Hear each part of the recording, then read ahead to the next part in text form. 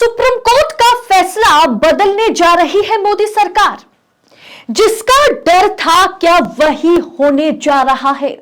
Electoral bond पर supreme court का फैसला मोदी सरकार पलटने पर विचार कर रही है। जी हां, मोदी सरकार अंदर ही अंदर कैसे 2024 चुनाव को वो अपने कब्जे में कर सके और 3 मर्तबा नरेंद्र मोदी प्रधानमंत्री बन सके, इसके लिए सुप्रीम कोर्ट का फैसला पलटने के बारे में विचार कर रही है भारतीय जनता पार्टी की सरकार और नरेंद्र मोदी। पूरा मामला क्या है बताएंगे आपको, तो वीडियो को अंत तक देखिएगा। नमस्कार, स्वागत है आप सभी का देश नीति पर।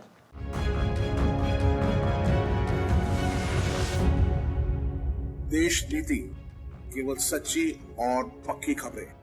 दोस्तों, सुप्रीम कोर्ट फैसला सुनाता है। कभी कभी ऐसा फैसला सुनाता है जिससे मोदी सरकार हिल जाती है, लेकिन सरकार को पता होता है कि कैसे पीछे के दरवाजे से उस फैसले को पलट दिया जाए। सरकार ने इससे पहले ऐसा किया है।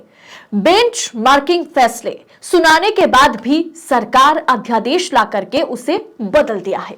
जैसे कि सुप्रीम कोर्ट की संवैधानिक पीठ ने 11 मई 2023 को दिल्ली सरकार को ट्रांसफर पोस्टिंग के अधिकार सौंपे थे, जिसके बाद केंद्र सरकार ने, मोदी सरकार ने अध्यादेश ला करके वो ट्रांसफर पोस्टिंग की पूरी जिम्मेदारी उसे अपने पाले में कर लिया। सुप्रीम कोर्ट ने इतना बड़ा फैसला सुनाने के बावजूद सरकार इसके खिलाफ अध्यादेश लाती है और उसे राज्यसभा लोकसभा में पास कराए जाते हैं और उसके बाद वो कानून में बदल जाता है। ऐसे करके दिल्ली सरकार के पक्ष में सुप्रीम कोर्ट ने जो फैसला सुनाया था और कानून ला करके सरकार उसे दिल्ली सरकार के विपक्ष में, विरोध में कर देते हैं। फैसला पलट दिया जाता है। इसके अलावा दोस्तों, सुप्रीम कोर्ट ने चुनाव आयुक्तों की नियुक्ति पर जो फैसला सुनाया था, अध्यादेश और कानून ला करके सरकार ने उसे भी बदल दिया। अब सरकार में नरेंद्र मोदी और जो मंत्री होंगे, किसी एक मंत्री को 2:1 रेशियो में अब जो चुनाव आयुक्त होंगे, मुख्य चुनाव आयुक्त होंगे, वो चुने जाएंगे। जबकि अब तक जो है सुप्रीम कोर्ट ने जो फैसला सुनाया था उसके तहत प्रधानमंत्री, सीजीआई चंद्रचूड़ और ऑपोजिशन के लीडर, नेता प्रतिपक्ष चुनाव तय करेंगे कि कौन चुनाव आयुक्त, मुख्य चुनाव आयुक्त और चुनाव आयुक्त बनने वाले हैं। चीफ इलेक्शन कमिश्नर और इलेक्शन कमिश्नर्स कौन बनेंगे, ये 3 व्यक्ति तय करेंगे। सीजीआई, उसके बाद प्रधानमंत्री और उसके बाद लीडर ऑफ ऑपोजिशन। लेकिन नरेंद्र मोदी और उनकी सरकार एक बिल लेकर के आती है और उसे बदल दिया जाता है और उसके बाद भारतीय जनता पार्टी के नेता, प्रधानमंत्री और लीडर ऑफ ऑपोजिशन तय करेंगे कि कौन जो है चुनाव आयुक्त, मुख्य चुनाव आयुक्त और चुनाव आयुक्त बनेंगे। और अब दोस्तों, अंदर खाने से यह खबर निकल के आ रही है कि बीजेपी सरकार प्लान बना रही है कि कैसे 13 मार्च को काला चिट्ठा खुलने से पहले इस फैसले पर रोक लगाई जाए। क्या अध्यादेश लाकर के सरकार इस फैसले को बदल देगी? जनसत्ता और एबीपी न्यूज ने इस खबर पर आर्टिकल छापा कि कैसे सरकार इस फैसले को पलट सकती है और चुनावी बॉन्ड पर सुप्रीम कोर्ट का फैसला क्या पलटने जा रही है मोदी सरकार। क्या इलेक्टोरल बॉन्ड पर सुप्रीम कोर्ट के फैसले को चुनौती देगी मोदी सरकार? सरकार के एक सूत्र ने इंडियन एक्सप्रेस से कहा कि PIL जनहित याचिका दाखिल करके बीजेपी के लोग चुनावी बॉन्ड योजना फैसले को चुनौती दे सकते हैं कि हम व्यवस्था में सुधार करना चाहते थे, क्योंकि हम उद्योगों की स्थानीय सरकारों द्वारा इस आधार पर परेशान नहीं होने दे सकते थे कि वो किसे चंदा दे रहे हैं। इसीलिए इस फैसले के खिलाफ PIL दाखिल किया जा सकता है और किन किन ऑप्शंस जो है सामने बचे हैं जिस पर सरकार विचार कर रही है। एनडीटीवी ने सूत्रों के हवाले से बताया और एनडीटीवी ने इस पर एक रिपोर्ट जारी किया कि सरकार कई विकल्पों पर विचार कर रही है कि आखिर इलेक्टोरल बॉन्ड का काला चिट्ठा 13 मार्च को ना खुल जाए। इसके लिए सरकार विकल्पों पर विचार कर रही है कि कैसे 2024 चुनाव में इलेक्टोरल बॉन्ड को बरकरार रखा जाए और किसने किसे कितना चंदा दिया उसका खुलासा ना हो। यानी सुप्रीम कोर्ट के फैसले को पलटने पर सरकार विचार कर रही है, विकल्प ढूंढ रही है। दोस्तों, सबसे प्रमुख तो एक बिल पास कर फैसला पलट सकते हैं, पलटा दिया जा सकता है। दिसंबर में चुनाव आयोग के सदस्यों की नियुक्ति को लेकर के एक नया मैकेनिज्म तैयार करने वाले बिल को पास किया गया था।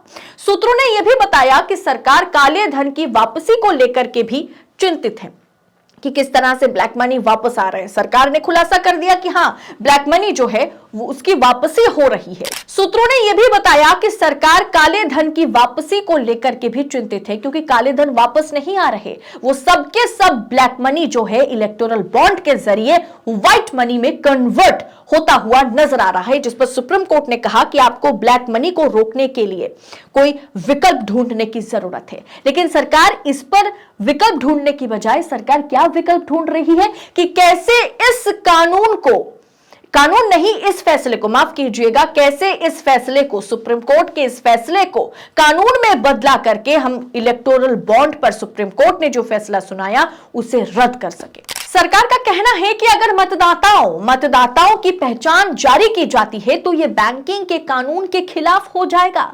चुनावी बॉन्ड के इधर भी अगर आप देखें तो एक अन्य मॉडल है जिसके जरिए राजनीतिक पार्टियों की फंडिंग की जा सकती है। इस मॉडल के तहत, जिसके तहत ट्रस्ट कंपनियों और व्यक्तियों के जरिए हासिल पैसे को राजनीतिक दलों को दे सकते हैं। सूत्रों ने बताया कि इस मॉडल की स्टडी की गई है, लेकिन इसे लागू करने में काफी चुनौतियां हैं। हालांकि सुप्रीम कोर्ट के फैसले के बाद इस मॉडल को लागू करने पर भी विचार किया जा सकता है। सरकार कोई दूसरा मॉडल ला सकती है जहां पर इस गोपनीयता को बरकरार रखा जाएगा।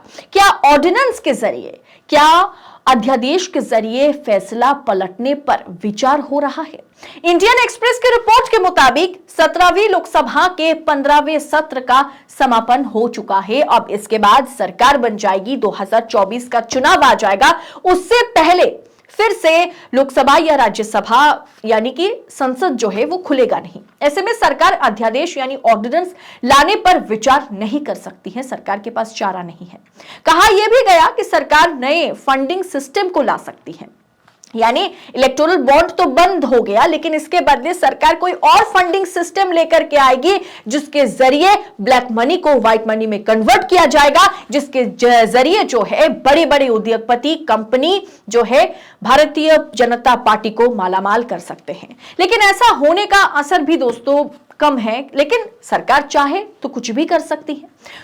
सूत्रों ने यह भी बताया कि केंद्र सरकार सुप्रीम कोर्ट के फैसले के खिलाफ समीक्षा याचिका भी दायर नहीं करने वाली है, क्योंकि अब इस पे फैसला एक तरह से सुप्रीम कोर्ट ने सुना दिया है और सुप्रीम कोर्ट ने जिस अंदाज में, जिस ढंग में फैसला सुनाया है और जिस तरह से केंद्र सरकार को, चुनाव आयोग को लताड़ा है, उसके बाद समीक्षा याचिका दायर सरकार नहीं कर सकती। लेकिन हां, सरकार अध्यादेश नहीं ला सकती, उसके बावजूद सरकार पीछे के दरवाजे से एक नई फंडिंग सिस्टम को ला करके सामने रख देगी और जिसके जरिए पूरी तरह से ब्लैक मनी को, चुनाव में भरपूर ब्लैक मनी का इस्तेमाल किया जाएगा और भारतीय जनता पार्टी उसके जरिए मालामाल हो सकती है। यानी इलेक्टोरल बॉन्ड को बंद करके एक नई सिस्टम, फंडिंग के लिए एक नई सिस्टम भारतीय जनता पार्टी की सरकार ला सकती है।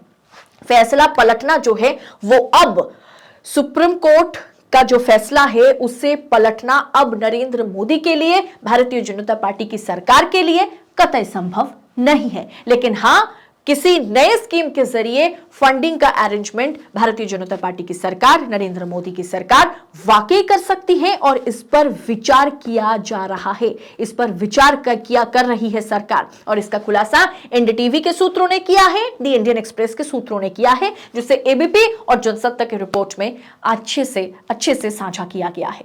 दोस्तों, इस पूरे विषय को आप किस तरह से देख रहे हैं? क्या आपको नहीं लगता कि सुप्रीम कोर्ट जब इस तरह के बेंचमार्किंग फैसले सुनाते हैं, लैंडमार्क फैसला सुनाया जाता है, उसके बाद भी सरकार के पास विकल्प होता है, उनके पास कोई दूसरा चारा होता है जिसके जरिए वो ब्लैक मनी को फिर से चुनावी प्रक्रिया में घुसा सकते हैं।